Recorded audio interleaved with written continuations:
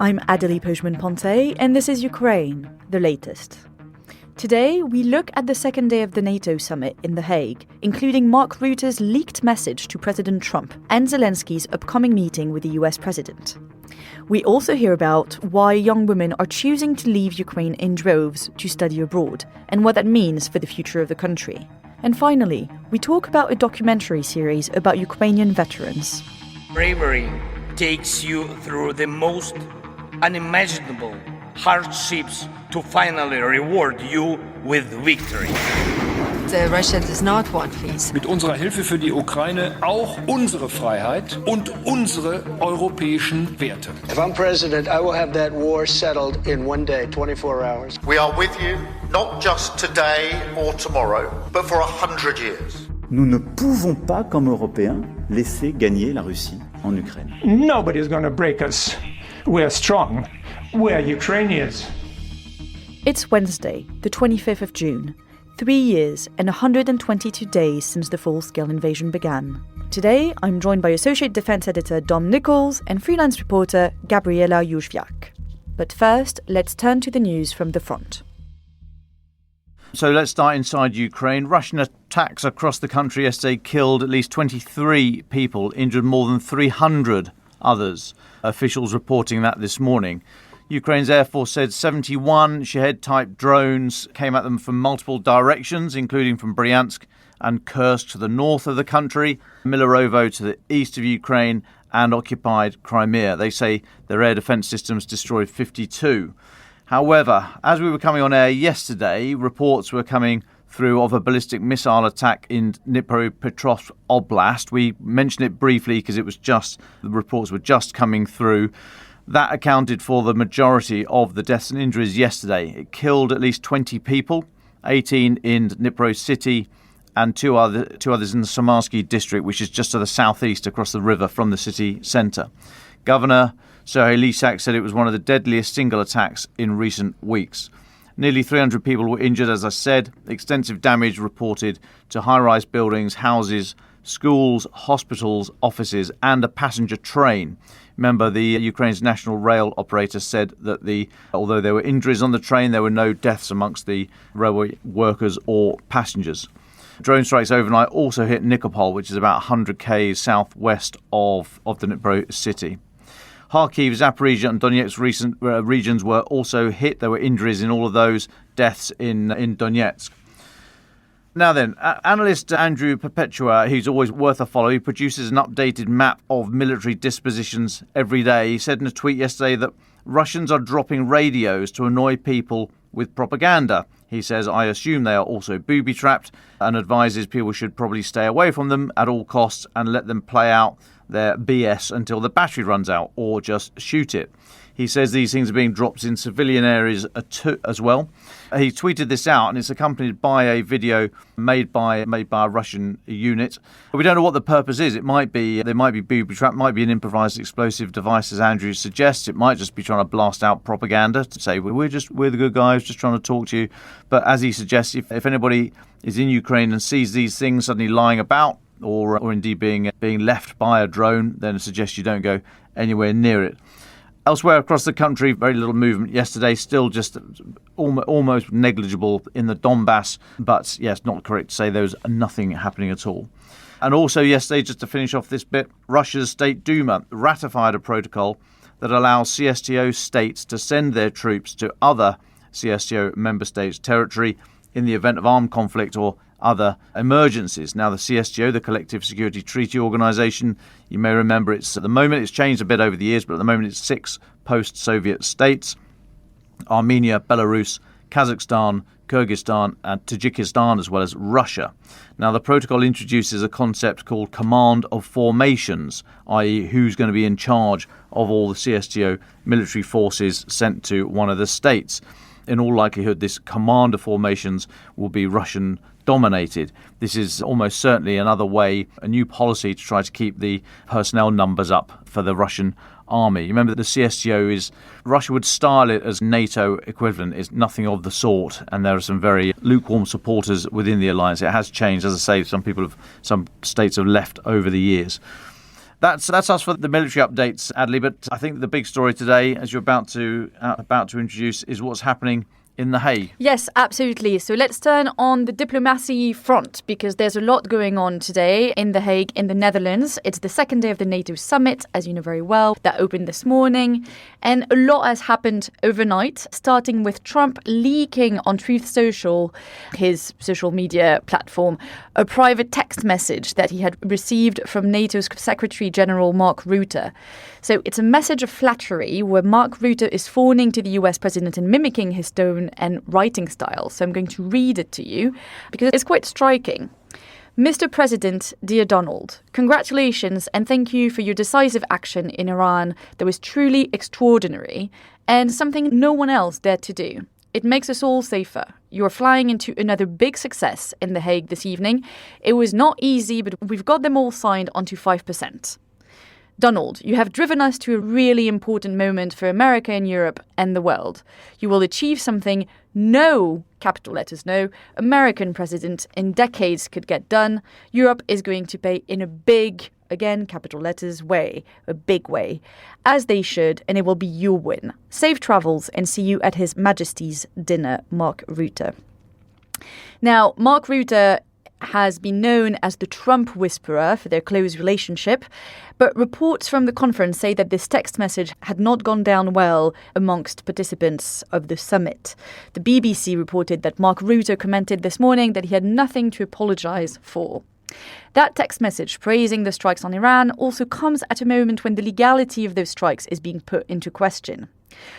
Rutte continued his wooing with another comment, which came after the US president had been comparing Iran and Israel to children fighting in the school playground during a sit-down on the sidelines of the NATO summit.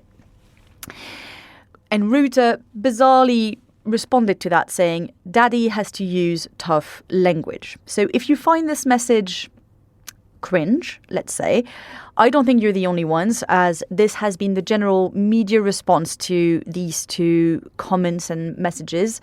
Rutte continues to woo Trump, as he's been doing in recent months, as a strategy to keep America in the alliance, because that's what's really at stake here. And keeping the US president happy can be considered a rational strategy indeed, but we're departing every day further away from the normal language of diplomacy, and may I say in a quite crass way, at least for this last comment.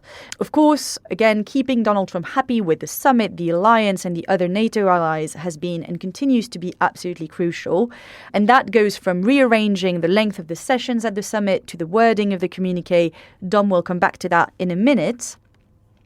And that's also because Trump continues to be vague about his commitment to the alliance. On his way to the summit, he refused to say whether he would commit to NATO's Article 5, which requires as members to come to each other's defense.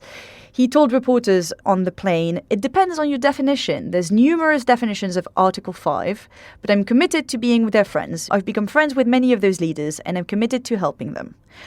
For the time being, Trump seems flattered enough and happy with the promise of increased defense spending from other allies, although, as Dom explained yesterday on the podcast, that figure of 5% is somewhat misleading because it also includes reinforcing infrastructure, for example, and not just the heavy metal and the troops. Let's wait and see what comes out today of the summit.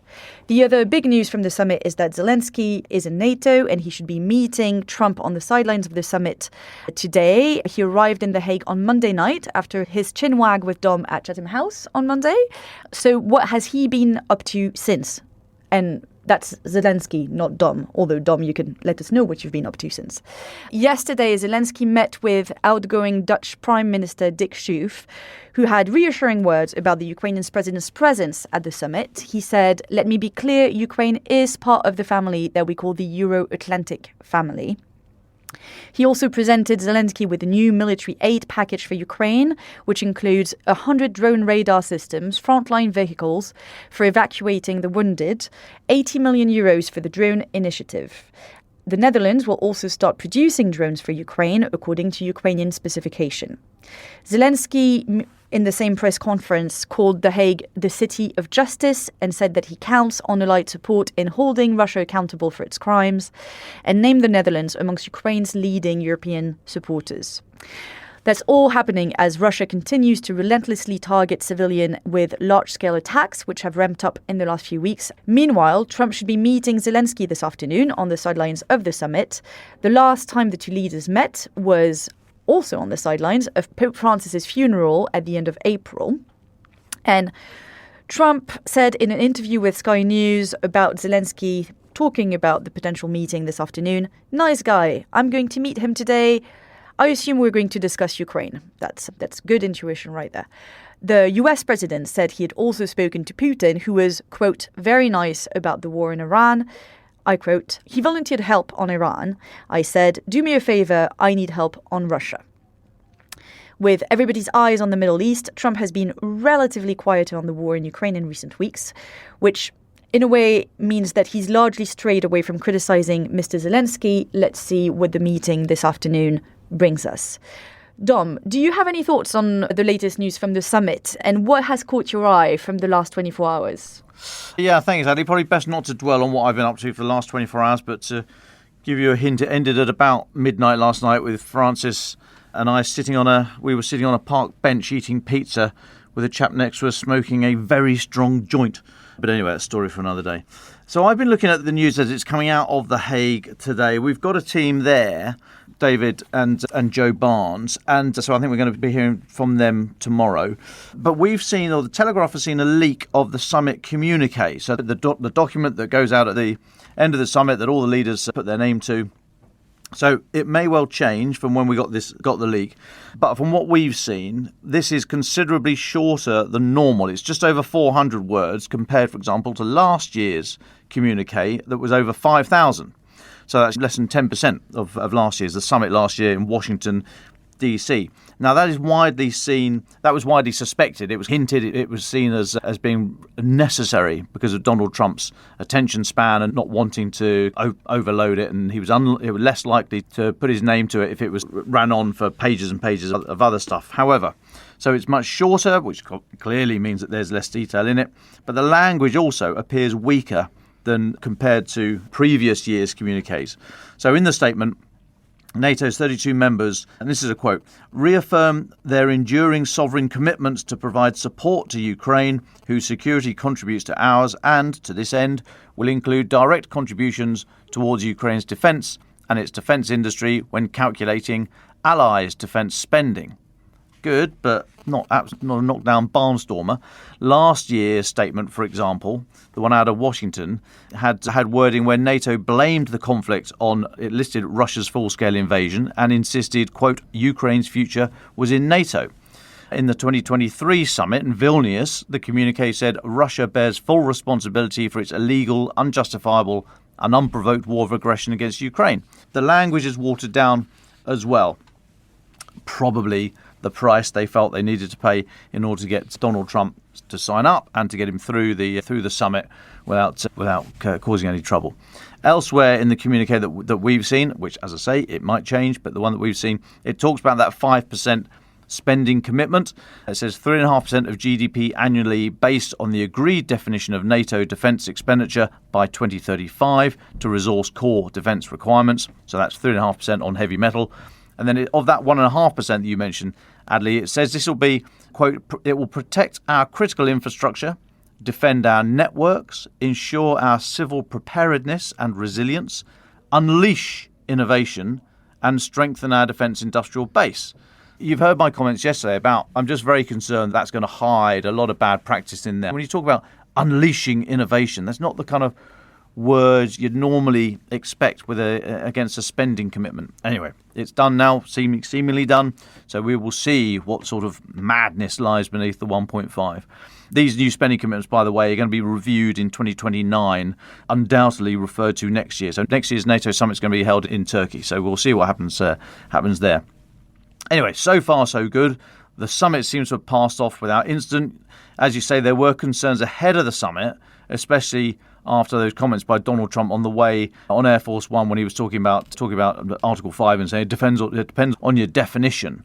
So that caused a lot of concerns, which is probably why paragraph 1 of the communique, so it's right at the top, it says, this is a quote, it contains a quote, ironclad commitment to collective defence as enshrined in Article 5 of the Washington treaty. Got that quote in there right at the top.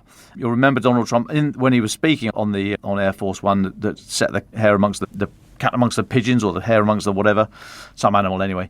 He said, I'm going to give you an exact definition when I get there. I just don't want to do it on the back of an airplane. Anyway, we are nearly through the summit, and so far there's no definition of what Donald Trump sees as Article 5. But I think at the moment, bearing in mind if there's no sort of diplomatic spat, and that the communique we've seen, albeit watered down and albeit very short, I think Mr. Rutte, for all his fawning and daddy and all the rest of it, I think they'll probably take it as a win. We're not through the woods yet. We will have to wait and see. Thank you, Dom. Last update from me on the Diplo front. It's the Council of Europe and Ukraine which have signed an accord today, on June 25th, to set up a Russian aggression tribunal, which is a special tribunal for the crime of Russian aggression. And it is a milestone in international efforts to hold President Vladimir Putin and other top Russian officials accountable for launching the full-scale war against Ukraine. It will have jurisdiction over the Russian president, prime minister, foreign minister, and other top official. And Yevgenia Kravchuk, a member of Ukraine's delegation to the Parliamentary Assembly of the Council of Europe, wrote on Facebook in response to the agreement, what seemed like a dream of justice will soon become a reality. Ukraine, together with the Council of Europe, will sign an agreement that will bring Russia to justice. So we'll be keeping our eyes on that. And as usual in this podcast, on the efforts of so many organizations and so many members of the civil society in Ukraine and the international community to document, keep track and bring justice to Russian war crimes. And now we have a guest, Gabi, on the podcast. Thank you very much, Gabi, for joining us today in the studio. You have a story that was published in the Telegraph last week about a worrying trend emerging among school leavers in Ukraine. And that's about women who are more and more likely to leave Ukraine to go and study abroad. We've spoken previously on the podcast about men leaving Ukraine, often those who want to avoid conscription, because boys aged under 18 are allowed to leave the country. And so a lot of families have moved their sons out of the country before their 18th birthday, so they can't be called up in the future. But you've looked at girls who are also increasingly choosing to leave Ukraine when they finish school to study in other countries, mostly in Europe, even though they are excluded from conscription laws. Gabriella, can you talk a little bit more about your report and how this story came about? Hi, Adélie. Yeah, thank you so much for having me back on the show today. Yeah, this story came about quite unexpectedly. I was in Lviv in Western Ukraine last December, and I have a friend there who's a teacher, Lyudmila Makohin, and I wanted to meet her, and she asked me if I would come to the school and do a discussion with her class, a class of 17-year-old students who were in their final year, because in Ukraine you finish school age 17 rather than in the UK where we finish at 18. And she said, we rarely get visitors to the school these days, and it would be really good for their English if you could come in. So I said, that's fine. And she said, what do you want to talk about? And I said to her, I don't want to lead this discussion or put any pressure on the conversation. So I'd actually just be interested to hear their opinions and thoughts, because it's rare actually that the media goes and asks children and young people what they're thinking. So I went along, and the subject that they really wanted to tell me about was this massive dilemma they're facing, because most children when they're leaving school are considering to go to university, to not go to university, and if they are going to go to university, which one? But these students were telling me that they are thinking, do we stay here for university in Ukraine, or is this a chance for us to go to a different country? So bearing in mind, these pupils now have been living in a war zone for 3 years, and some of them had left at the beginning of the war and then come back again. And Lyudmila's joined into the conversation, and she said that her own daughter had finished school the year before, and that of 16 boys in her class, 13 of them had left and gone to Poland, and 1 had gone to the UK. So I asked the class to put up their hands that they were planning to leave. So 3 girls put their hands up quickly, and several other children, boys and girls, were hovering around, not sure whether to say what they were thinking, or maybe not sure what they were thinking. And it really struck me that it was a lot of girls that were being quite clear that they had made a decision that they didn't want to stay in Ukraine anymore. So when I left that school, which was this huge school, it was a primary school and a secondary school, big Soviet building, long corridors, lots of green plants, and the children were engaged and enthusiastic and excited because it was just before Christmas. I came back to the UK and I started looking into the stats. And I did find actually that although the number of male Ukrainian undergraduate students studying in European universities is higher than the number of girls going to foreign universities in Europe is rising. It's actually very difficult to get data on this. There's no point trying to get data on the number of 17-year-olds leaving Ukraine because that kind of specific number isn't collected by border agencies. Also, young people are crossing borders back and forth all the time between Ukraine and Poland and other neighbouring countries. So the only way I could get some sort of information on this was to go directly to the potential host and destination countries. So, for example, in Poland, which has taken in more Ukrainian undergraduate students than any other European country, in fact, in 2023, almost 45% of Poland's total foreign university student population was Ukrainian. The number of Ukrainian students in Poland has risen from before the war, so before the full-scale invasion in 2021 to 2023, it has risen by 84%. Now, the number of male Ukrainian students, BA students this is, in Poland in that time frame has actually risen by 180%. And then in Austria, the number of female students has doubled from 2021 to 2023. And in the UK, the number of Ukrainian females doing BA degrees here has also risen by a third between 2021 and 2024. Now, I went back to the Ukrainian Ministry of Education and Sciences to check from their side if they are experiencing a fall in the number of BA first-year students. And the stats they gave me don't give me that clear answer that I was looking for. It's not a straightforward case of numbers decreasing in Ukraine and rising in other countries, which I'll explain. But the clear message I got from the first Deputy Minister for Education and Science, Yevhen Kudryavets, is that they are very concerned about losing university-level students. In fact, they're very concerned about losing students of all ages, and they are really investing in measures to try and keep Ukrainian students in Ukrainian universities and schools. So some of the things they have done, for example, so between 2021 and 2023, so these are the first 2 years of the war, the full-scale invasion, the number of students starting BA degrees in Ukraine actually increased by almost a fifth. But the reason that they think this happened is because the government introduced a change in the law, which meant that anyone studying at university was exempt from those conscription rules that you just outlined, Adélie. This isn't the case anymore. They've changed that rule now. So now you have to study a course that's at a higher level of one you've already achieved. So if you've already got a BA, you can't do a second BA. You'd have to go on to do an MA or a PhD. Another factor that they have put forward for why slightly more children applied for university than those 2 years was because the government offered benefits to children of military personnel, including tuition fees, free dormitory accommodation and textbooks. So that probably encouraged children to apply for university who wouldn't have done so in the past. But then if we look at 2024, the number of students on bachelor courses in Ukraine fell dramatically by almost 52,000 students. Now, the government said this was partly because more than a tenth of applicants failed to pass entrance exams, and that just has increased their concerns about the quality of school level education currently in the country. But this also must be as a result of more young people leaving the country. I just wanted to remind listeners, I know we have spoken about it before, about the really challenging conditions that pupils are facing at the moment in Ukraine. Still about 600,000 children are learning online only every single day. And those lessons will be constantly interrupted by air raid alarms if they don't have the right equipment like laptops or tablets, and still power cuts as well. More than 3,600 education institutions have been damaged or destroyed since the start of this full-scale invasion. The government has been heavily investing in building air raid shelters and underground schools, which is what I spoke about last time I was here. In fact, the ministry is planning to open more than 100 of those this year, and it hopes that by doing that, 90% of all pupils will be able to access in-person education every day, or at least some days of the week. But as Mr. Kudryavets told me, this is very difficult because schools can be rebuilt and then bombed again.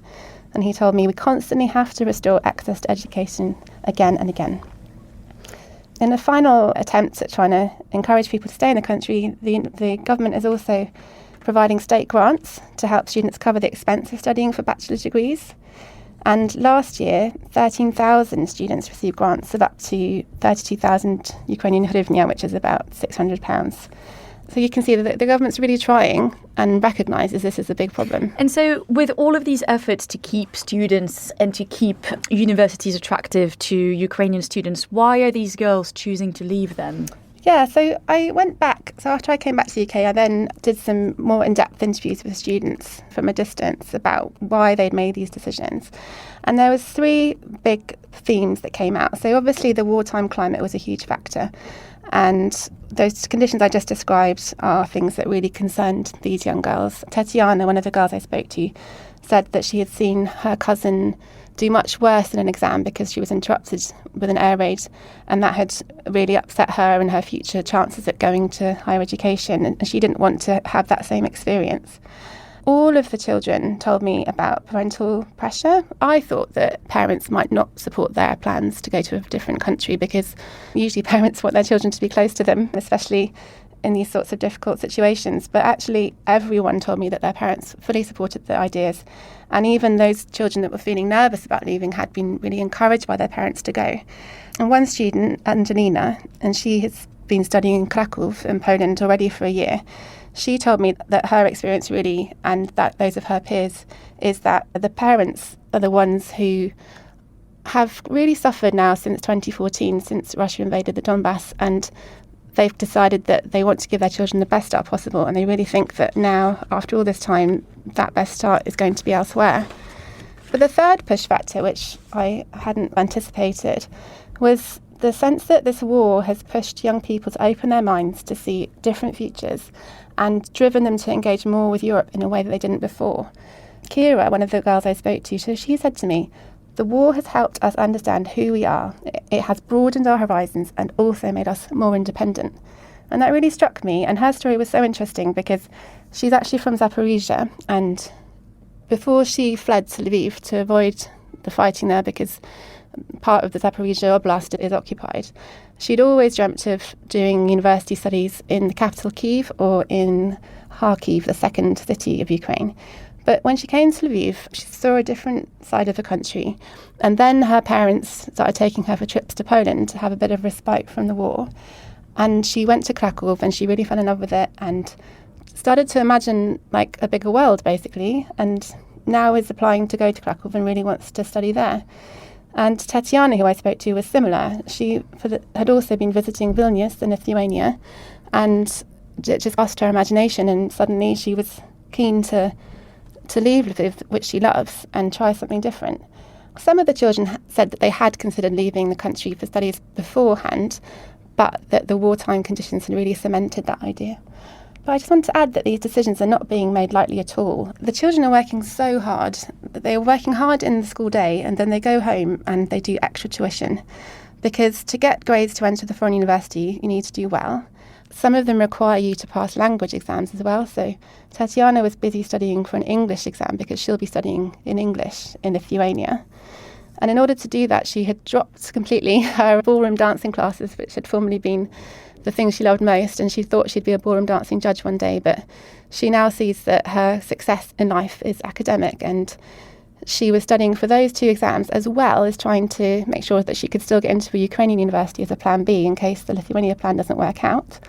Taras, who is already studying mathematics in Vienna, was also trying to study a degree at a Ukrainian university through distance learning at the same time. Now, I've never met anyone who's 17 doing 2 BA degrees at the same time. But this is the kind of young people that have been created after 3 years of war. They are not carefree teenagers anymore. They face mortality every day, and they are so driven as a result.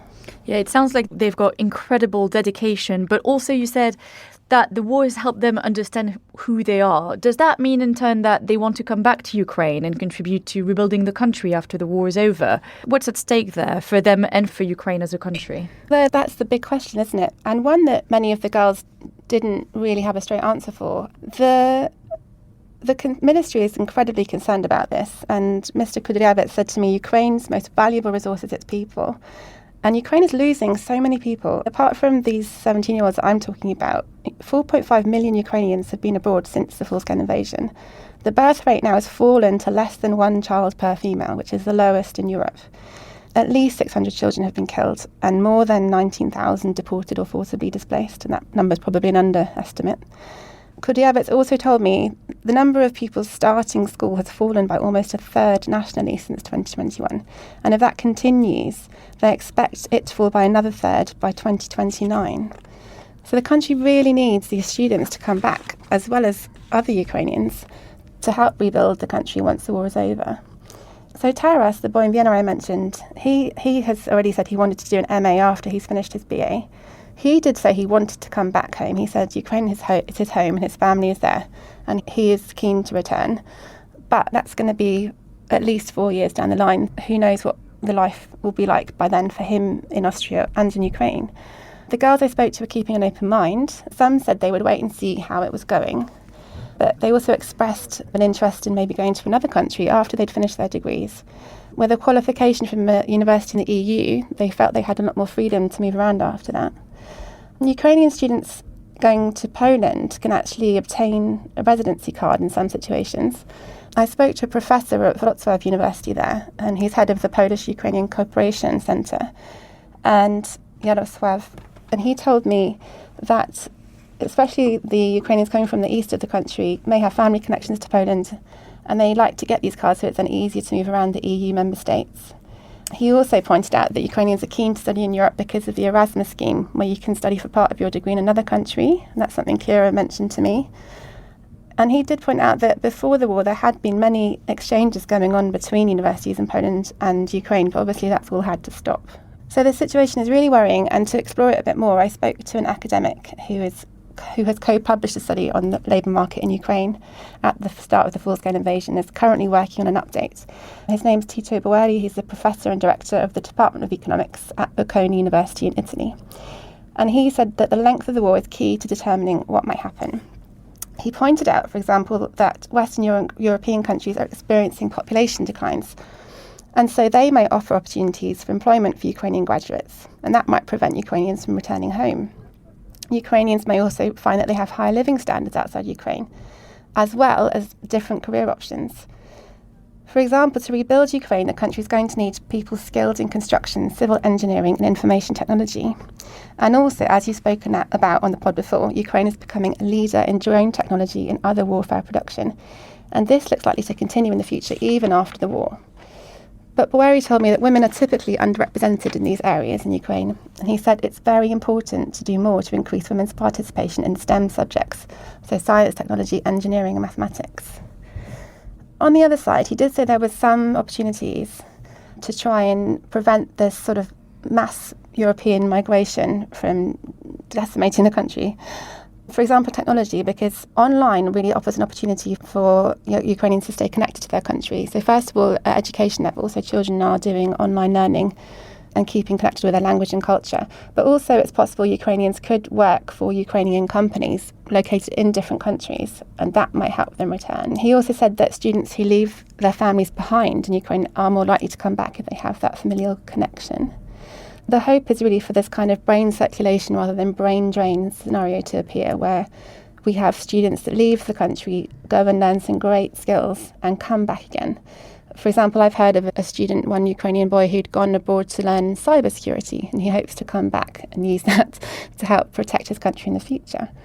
But I just wanted to point out that there was an interesting statistic I found from the Migration Observatory, a survey conducted in April last year that suggested 68% of Ukrainians polled in the UK want to stay even after it's safe to return to their country. So it's really a question of waiting and seeing.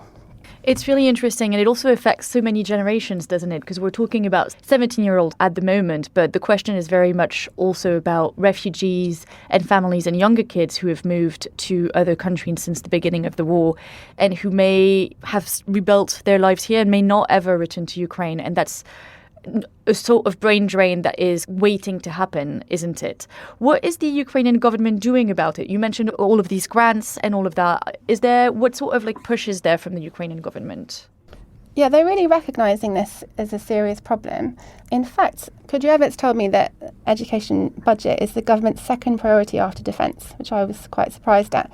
He said that in 2024, the state budget allocated almost £3.3 billion to education, which was more than a fifth than the previous year. And as well as investing in the schools, as I previously described, they're also focusing on modernising universities. So Kudryavets said that the ministry has recognised that the institutions in Ukraine, he said, were designed for the planned economy of the former Soviet Union. It must be reconstructed to align with new economic and geopolitical realities. So they're trying to do something quite dramatic in a wartime.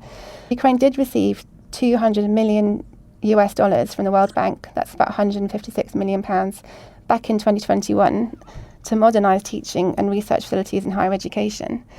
But the ministry is also trying to implement some initiatives similar to the kind of advice Professor Boeri was describing, which is to invest in STEM subjects, and they're developing a network of science parks to promote innovation and attract investment and job creation in high-tech industries. And they're also launching initiatives to connect universities with startup and large businesses, so that there's a clearer link from studies into career opportunities. And I think I mentioned already the online schools. So they are constantly, there's always been that option ever since children began to leave the country right at the start of this invasion, that they could go online and learn their own curriculum in Ukrainian at the end of school day. So many children across Europe do that. They go to their school in person, maybe in Polish or in French or in Spanish, come home and do more learning and online back at home. You've mentioned all of the countries where these students go to university, the UK, Austria, Poland, maybe France as well. The European countries, what role do they play? Are they trying to attract the Ukrainian students? Are they in touch with Ukraine on trying to help these students come back down the line? I tried to explore this a little bit because it also occurred to me that could European countries inadvertently be benefiting from Ukrainian student migration? To be blunt, these are bright, ambitious young people, the kind of migrants countries would actively try to recruit. And so I asked Professor Jarosław Syrnik in Wrocław if Poland had a role in trying to help Ukrainian students stay in Ukraine. But he answered the question from a learning perspective. He said it's beneficial for students to learn in a multinational environment.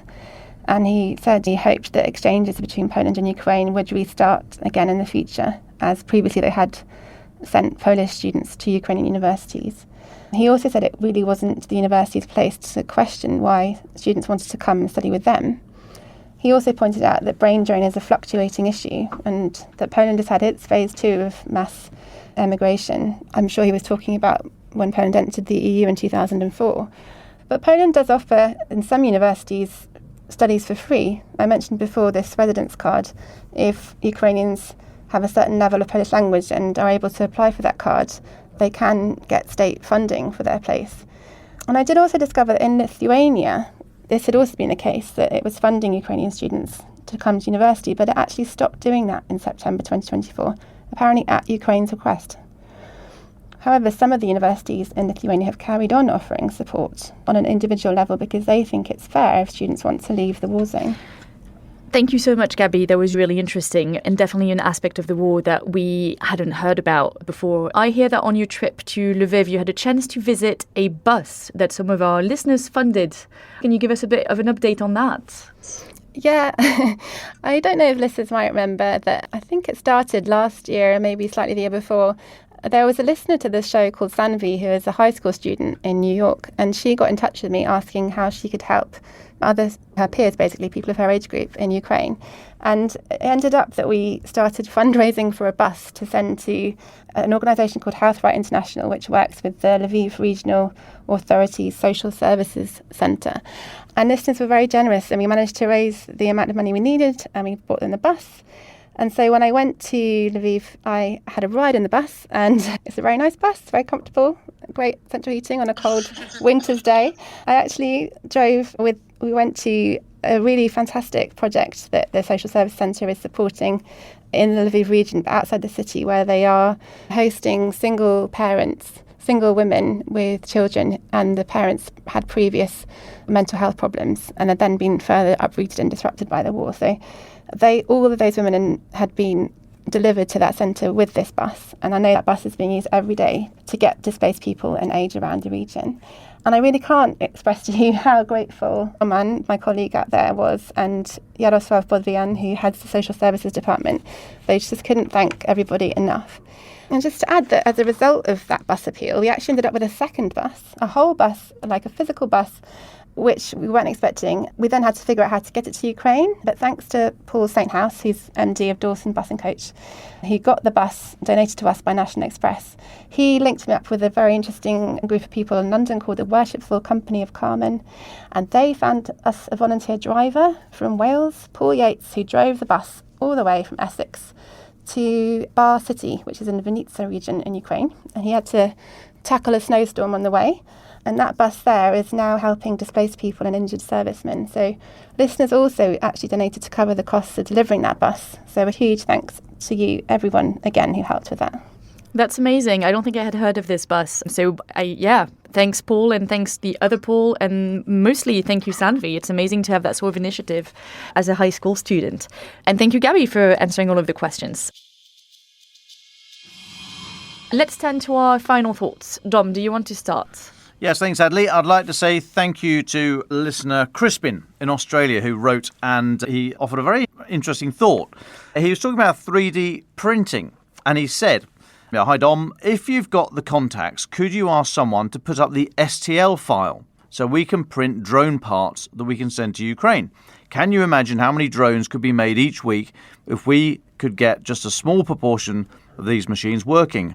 He says, I'm not suggesting that we make the whole machines, as that would mean buying all sorts of technical stuff that may not be compatible or of any use. But we can make the chassis, the wings, the props, the bodies, basically anything plastic. The postage wouldn't be too bad as it'll be light and it'd be another help to Ukraine. We could get millions of these things made. We just need the printable plans of the drones they need, i.e. the STL files. Now, I'd never heard of an STL file before. I've not played with 3D printers, but it sounds like a pretty good idea.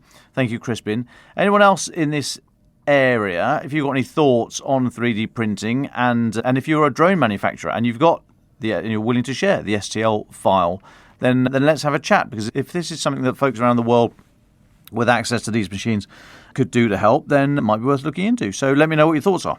Thank you. Thank you. That's fascinating. I didn't know about an STL file either. Gabby, do you want to have the last word? Thank you. Yeah, that's also fascinated me. What a great idea. I have a bit of a sort of sideways final thought today. We were talking about the NATO discussions this week. Yesterday, leaders were debating rising defence budgets, and I received a letter from a charity called Street Child in the UK, aimed at our Prime Minister Keir Starmer, asking him to not cut our foreign budget to fund defence. I don't know if listeners are aware that the FCDO is planning to cut foreign aid, especially, they have said, education and gender funding, so that we can top up our defence. Now, globally, education funding is falling. It's falling in other European countries, but it's also dramatically falling because of the loss of US aid, which was one of the largest, if not the largest, funder of global education. And I just find it interesting that these countries are thinking the way to protect themselves and increase defence is to reduce their funding on education, when here we have an example in Ukraine, a live war, where the country is saying education is second to defence, and in order to maintain our security and keep us safe in the future, we need to invest in that. And I just wanted to put that out there as a thought. And now we have an interview with Alexandra Kutas. Alexandra is a Ukrainian disability rights activist and the world's first professional runway model in a wheelchair. But she's not come to the newsroom to model for us, but as a filmmaker. Over the past year, she's produced 3 short films profiling Ukrainian veterans who were wounded at the front and who have gone on to launch businesses as a way to rebuild their lives. The series are called Reimagined Ukraine, and as usual, we'll have a link in the show notes. Here's our conversation. Alexandra Kutas, thank you very much for joining us on Ukraine the Latest. You are a storyteller and a producer, and you're here to talk about your new project, which follows 3 veterans from the war in Ukraine on their way to reconstruction, rebuilding their lives after having been injured. Do you want to tell us a bit more about the project itself and how it came about? Thank you so much for having me. It's a great pleasure to be here and to share this incredible stories. I guess I'll start from the beginning and why am I so passionate about this topic. I think we will go back to 2014, the year which I know will change my life for quite a while, because I was supposed to graduate university and get my degree with honor and be able to go into adulthood. But life took a different turn, and Russia invaded Ukraine, occupied Crimea, and my hometown was something around like 200 kilometers away from the front line. We could hear ambulance sirens every single day. And also on the personal side, because of all the stress and everything what's happening, it took a big toll on my mother, and she was like my most favorite person in the world. She fell very ill and needed to be hospitalized. And I found myself, instead of feeling, very powerful as a new graduate, celebrating with the friends and going to this new world and new life, feeling very helpless and not knowing what to do next when your country being attacked by Russia and your loved one is in the hospital. So I heard from friends that they're looking for volunteers, psychologists in the local military hospital where there were a lot of wounded soldiers. And I got an approval from the professor and decided to go in. And that decision and that experience really changed the way I was seeing many things in my life. I think because I had a spinal cord injury at birth because of the doctor's mistake and been using a wheelchair my whole life. And for a long time, any room I would go, I would be always the only person in the wheelchair. So growing up like that, I didn't feel much of agency and be able, like, Ukraine, as you know, wasn't a very accessible country at all. And I didn't know how and why do I need to change the whole country for myself, which felt like. But going to the military hospital, I've met incredible people. And, I met a young man who was younger than me, and I was 20 and he was 18. He volunteered with his friend, and he was sharing with me how he just don't know how to sleep because his friend blew up on the mine right in front of him. I've seen a man who lost his leg and was on a wheelchair, and he just wanted to go out for a smoke, and the hospital didn't have a ramp, so he needed people to carry him out just to be able to smoke a cigarette. And I think I recognized that feeling of pain in him. And it really struck me, and I really didn't want that for them. So I think that experience really made me believe that we need to change as a country, and we need to become inclusive and accessible for the heroes. Back then, it was, of course, a different scale than the one what we're talking right now. So even if back then that change was already needed, now it's just kind of desperately needed. And I wanted to, being also in the past entrepreneur myself, I really wanted to show them as those agents of change, leaders, which they are. And I think Ukraine sometimes being underestimated. And we have seen, especially in the recent developments in the last couple of weeks, what kind of incredible things, Ukrainian army can pull off from their hand. And I've seen veterans who are capable of incredible innovations despite everything. So a year ago, I've become a part of Humanity in Action Fellowship, and I proposed the project to tell 3 story Ukrainian veterans who started their own business and their own entrepreneurship journey. And besides they just started, they already made something happen. It is growing, and they are capable to take this next step to bring the business even outside of Ukraine. So that's the project is about them. So the film is 3 portraits of 3 of these veterans. Do you want to tell me a little bit more about them? Yeah, it's 3 kind of short films. I think I will start with Vyslav. It's a very interesting story because I literally saw a small picture and an article somewhere on the internet about him. And it was really short, barely half of the page. And when I read that, I was like, I need to meet this man. He is fascinating. And then I found this NGO that was working with the veterans, and I asked for an introduction because they gave him a grant. And when I met him through the Zoom and we had a conversation, I was just kind of blown away. Vyacheslav had been working abroad when the Russian full-scale invasion happened in 2022. He's from a small city in the Vinnytsia region, and he came back immediately to Ukraine, and he was saying like there was no option that he was considering to go or not to go to join the military. It was immediate, yes, even though he didn't have any prior experience. He was training and then, deployed to very dangerous spots, and unfortunately very quickly got a very serious injury. One of his arms needed to be amputated and another almost, it took a long time to recover, and he can partly use it. He told me that when he was laying in the hospital, he felt like he hasn't done enough at all at the front line, that he didn't manage to, liberate and many places, and he really felt like his path was unfinished. So he started, as an engineer of the background, he started to learn how to make drones.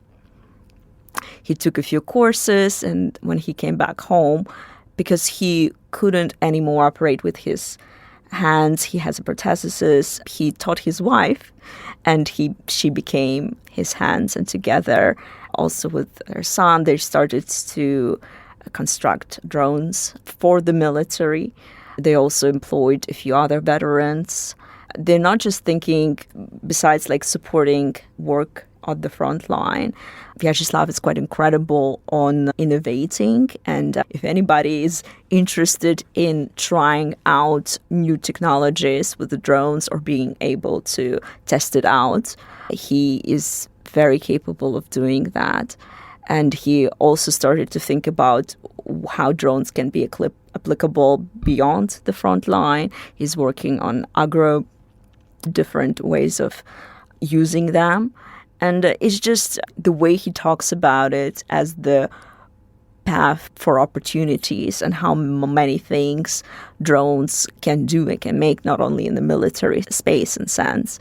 I think besides being deeply inspiring, it came all together for me that he has a very, a needed background of being an engineer in the past, but also being very innovative and knowing how things work and loving to figure them out. Second one is Alexander. Alexander had a story with the military from 2014, and he worked there for a long time, for 10 years, had a contract, been involved in many different things related to supporting the Donbass area. In 2022, he came back in defending Kyiv. And as well, he was, in this work, he was also thinking how to thank all the foreigners who were coming to Ukraine, all the journalists, everybody who was supporting Kyiv at that difficult time and wanted to give a small part of Ukraine so they could take it home. And his idea came about to give a Ukrainian national piece of clothing, which is Vyshyvanka. The one that unfortunately our listeners cannot see, but I'm wearing right now. He quite far along in his entrepreneurial journey in terms of that Vyshyvanka is not only being sold all around Ukraine, but also you can find them in Canada. And last year, on the top of this work, he wanted to create something that will be helpful for the army as well. So all the money that he can make from the Vyshyvanka business, he invests into creating drones for the army and to support Ukrainian frontline, because I think in Ukraine it's quite interesting and important how the culture and the front line interconnected. And I love how it gets interconnected in Alexander's story as well, because, how Churchill said that you can't live without culture, and this is something that supports you in those difficult times, but at the same time it can't exist if the front line is falling. So I think it's quite beautifully comes together in the work that Alexander is doing, and he is looking for partners to continue to spread around his incredible Vyshyvanka business, and as well as to increase the drone production. Okay, and then who's the third one? The third one is Sergei, and Sergei is very every time when I call him and I ask, how are you doing? He always tells me that this is the best day of his life. Some great optimism there. Yeah, he's really fun to talk to. An incredible story again. His hometown was occupied quite at the very beginning of Russian full-scale invasion 2022. It's in Zaporizhzhia region. He had to evacuate almost immediately together with his family to the west of Ukraine. He had some initial health challenges, because of which when he was going to enlistment office and asking to join the army, they denied him 6 times and saying that there are other people who are more healthy, fit to be able to go now. But he finally managed to get in. He took a part in quite a few operations regarding like liberation different cities, until unfortunately he got a very serious injury and he lost partly his hearing, both of his arms, and one of his eye sees only 6%. Wow. I've been very touched when he was telling me how he really didn't know how to tell it to his wife, didn't really know how to go on either, and really didn't want her to come to the hospital in those first kind of days. But of course, as a Ukrainian woman, she found him no matter where, no matter what. And when she walked in he told me that through the tears, she said, "We're going to be fine. Like, don't worry, we're going to make it." And then he went through like a long-term rehabilitation, getting prosthetic arms, and then joined like entrepreneurship club at the rehabilitation center, Superhumans, where he was going through rehabilitation. And from there, he came up with the idea to create something together with his family, which is dry jerky. It's really tasty. And I'm a bit tired of getting this long-time delivery from all of my friends every time when they go to Ukraine.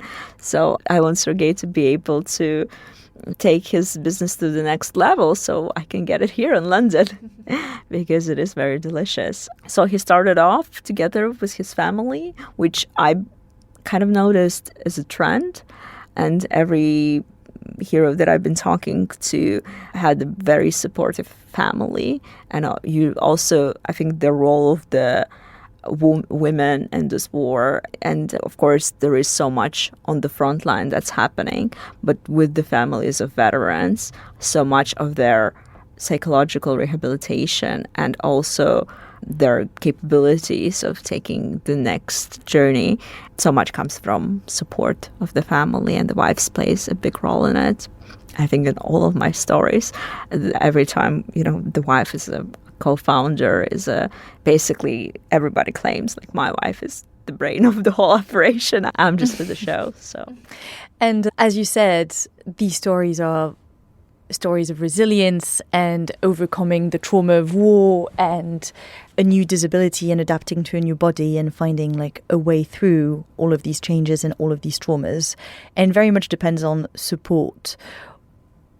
Would you say these sort of stories with a lot of family support are representative of the lives of veterans now in Ukraine? I think they are representative of the people who had both support and opportunities, and there is not enough support and opportunities for the scale.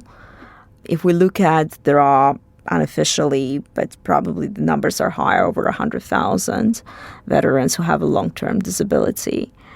And around 60% of veterans in Ukraine dream of starting their own business, because very frequently they either can't go back to something that they were doing before or don't want to. And also their new skills, I think, taught them a lot about this very challenging world of being an entrepreneur. And they are very capable of innovation. But something what deeply scares me is that if you look at the statistics of the fears of people like Ukrainians that go to fight, as the most they're afraid of Russian captivity, which totally makes sense. But the second biggest fear is to get long-term disability, and only the third one is the death. And myself, as someone who lived with disability throughout my whole life, managed to do things one or two, and also I have an incredible 4-year-old daughter. I deeply believe that, life with disability definitely is not scarier than death. It's quite the opposite. It's like another chance in life. And I want them to see that too. And I think it's not just on them. It's also a lot on the society and support systems that are around there, because you can start to feel helpless when you simply can't get out of your own house, or you can't go anywhere, or you can't work. It is very demeaning for people. What sort of support are they getting from the state? And has the government and the state of Ukraine been stepping up to helping the veterans? And as a disability activist yourself, how do you assess what's being done for them? It's an interesting question. I think I've seen certainly all of our heroes actually received some sort of grants or support from the government in terms of money to start off. And I've seen quite a few of these initiatives ongoing. Is that enough? I think, of course, another problem is accessibility, and accessibility all around the country. My big dream is to see one day the cities that have been destroyed by Russia being liberated back to Ukraine and created in the most accessible cities that you could ever see. Has been enough done there? No. It's just such a complex and systematic approach that needs to be happening.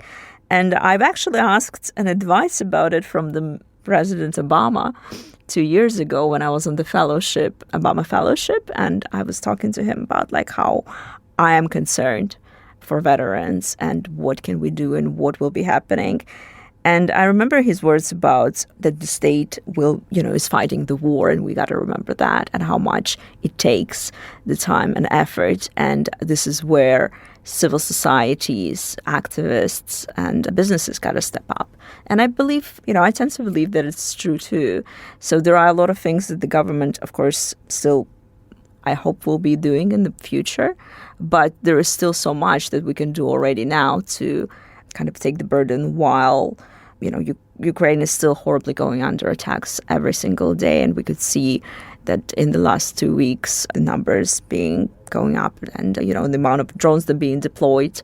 Kiev, it's like every day is a new record broken. So while I think the question is how now, while this is all still happening and we're still into fighting so hard for the freedom and for the victory, that, as one of the heroes wisely said, because the truth is on our side and the victory will be on our side too. So your 3 films about the 3 veterans is going to be broadcast on Ukrainian TV, I believe. And where else can we watch it? Yeah, it's available on one of the Ukrainian channels, YouTube, Suspilne. And it had a really nice feedback and gained over 50,000 views, all 3 of them together, in a very short period of time. I'm also going to do a small screening for Obama leaders at Obama reunion just in a couple of days in Brighton. I would love to, if anybody else is interested in showing them, I am hoping to, because I feel like it's a great way to show what Ukrainian veterans are capable of and to bring more of that narrative of opportunity in here. Because so much in everyday life and what we see it is about, of course, resilience, and so much about suffering, pain that's happening. But I will tell you something, that while I was working on these videos, I haven't felt that inspired and that optimistic in a long time than when I was working with these veterans, because there's so much about opportunity and what's possible and what good can come out of something deeply horrible. And I really want more of that to happen.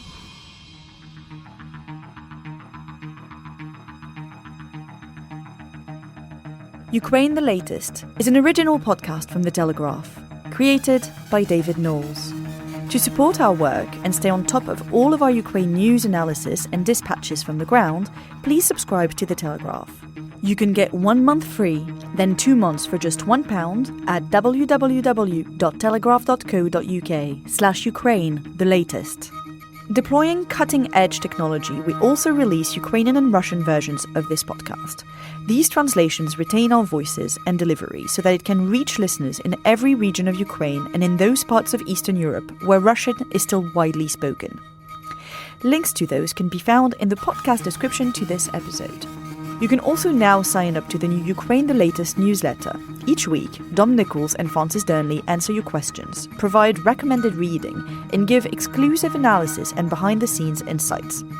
Plus, maps of the front lines and diagrams of weapons to complement our daily reporting. It's free for everyone, including non-subscribers. You can find the link to sign up in the description to this episode. We regularly have a Ukraine live blog on our website, where you can follow updates as they come in throughout the day, including insights from regular contributors to this podcast. We also do the same for other breaking international stories. If you appreciated this podcast, please consider following Ukraine the Latest on your preferred podcast app, and leave us a review, as it really helps others find the show. Please also share it with those who may not be aware we exist. You can listen to this conversation live at 1 p.m. London time each day on X Spaces. Follow the Telegraph so you don't miss it. You can also get in touch directly to ask questions or give comments by emailing ukrainepod@telegraph.co.uk. We continue to read every message. You can also contact us directly on X. You can find our handles in the description for this episode. As ever, we're especially interested to hear where you're listening from around the world. Ukraine the Latest was today produced by Alexis Ademora. Executive producers are Francis Dearnley, Louisa Wells, and David Knowles. My name is David Knowles. Thank you all for listening. Goodbye.